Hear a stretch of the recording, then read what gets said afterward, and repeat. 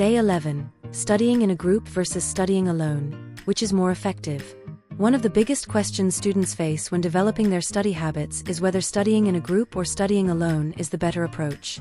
Some students thrive in group environments, benefiting from collaborative learning, discussions, and peer support, while others find that studying alone offers better concentration, fewer distractions, and more efficient use of time. The truth is, both methods have advantages and disadvantages, and the best choice depends on individual learning styles, study goals, and the subject matter being studied. In this video, we'll explore the pros and cons of group study and solo study, when to choose each method, and how to combine both for maximum efficiency. 1. Benefits and drawbacks of studying alone. Many students prefer studying alone because it allows for deep concentration, fewer distractions, and complete control over the learning process. This method is particularly effective for subjects that require intensive focus, such as mathematics, science, and essay writing, where students need to process complex information without interruptions. One of the biggest advantages of studying alone is the ability to learn at a personalized pace, allowing students to spend more time on difficult topics and move quickly through familiar material. Additionally, solo study offers greater flexibility, as students can set their own schedules and study whenever they feel most productive. Another key benefit is that it builds self-discipline and independent learning skills, which are essential for academic success and professional development. However, studying alone also has some drawbacks. Without peer interaction, students may struggle to understand difficult concepts, as there is no one to clarify doubts or provide alternative explanations. Studying alone can also feel isolating and less engaging, which may lead to a lack of motivation or mental fatigue over time. Additionally, without a study group to keep them accountable, some students find it harder to stick to a consistent study schedule. Another limitation is the absence of discussion-based learning, which is crucial for subjects like literature, philosophy, and social sciences, where diverse perspectives enhance understanding. Studying alone is most effective when students need undisturbed focus, a personalized learning pace, and flexibility. It works well for subjects that require memorization, independent problem-solving, or essay writing, but may not be ideal for discussion-heavy topics. While solo studying is highly effective for individual learning, it lacks the benefits of collaborative interaction, which we'll explore in the next section on group study. 2. Benefits and drawbacks of group study. For students who thrive in interactive learning environments, group study offers several advantages. One of the biggest benefits is learning through discussion, which helps reinforce concepts by explaining them to others. When students discuss ideas, ask questions, and debate different viewpoints, they process information more actively, leading to deeper understanding and better retention. Additionally, group study encourages accountability, as students are more likely to stay committed to their study schedule when they have peers depending on them. This reduces procrastination and increases motivation, especially when preparing for exams. Another major advantage of studying in a group is exposure to different perspectives. Each student may have a unique way of understanding and explaining concepts, which can help clarify difficult topics that might be confusing when studied alone. Moreover, group study allows for faster problem solving, as students can help each other overcome challenges, share study resources, and break down complex subjects together. This is particularly useful for subjects like science, business, or history, where discussion and critical thinking play an important role.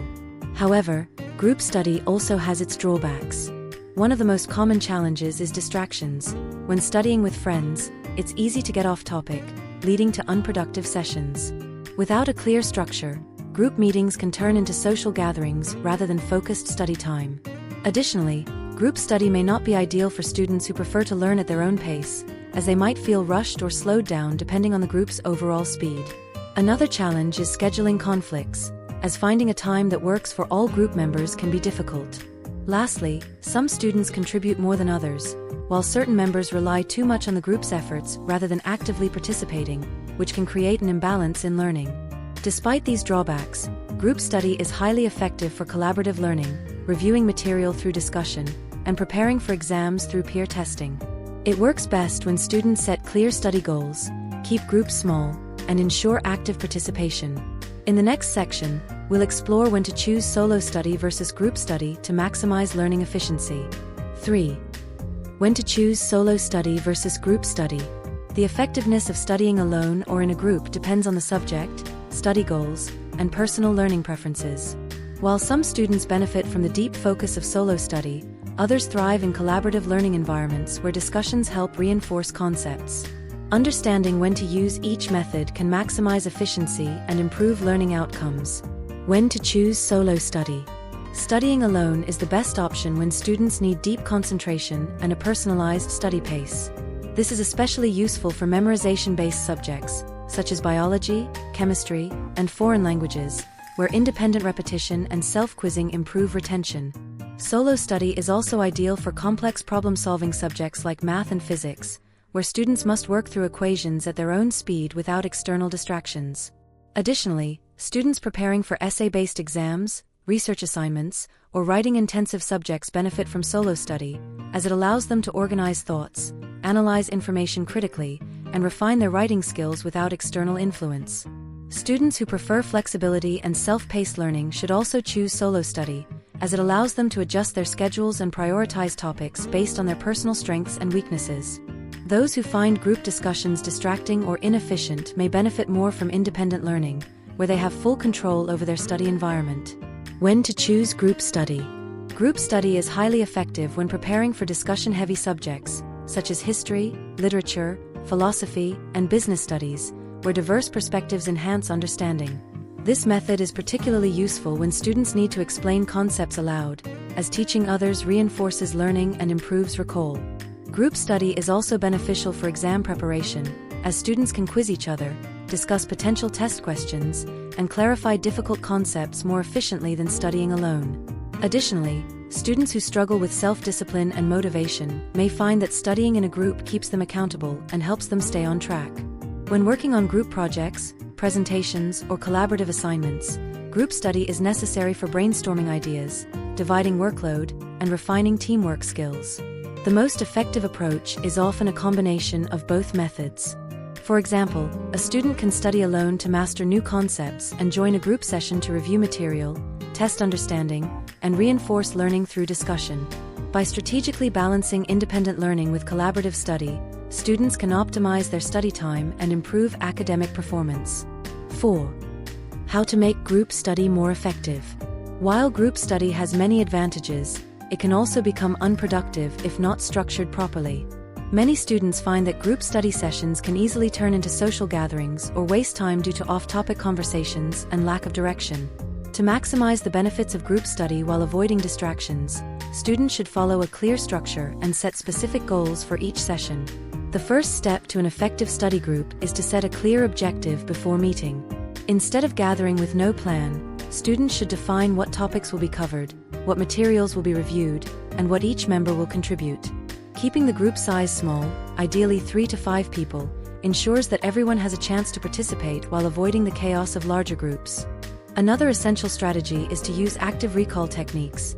Rather than just reading notes together, students should quiz each other, explain concepts aloud, or summarize material from memory.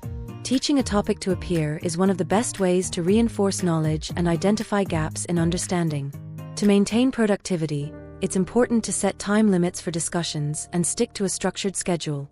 For example, a 90-minute group study session could be divided into focus study, 40 minutes, discussion, 30 minutes, and a review session, 20 minutes. Rotating the role of a study leader for each session can also help keep the group on track and ensure that discussions stay relevant. Another effective technique is to schedule short breaks, which help maintain focus without allowing distractions to take over.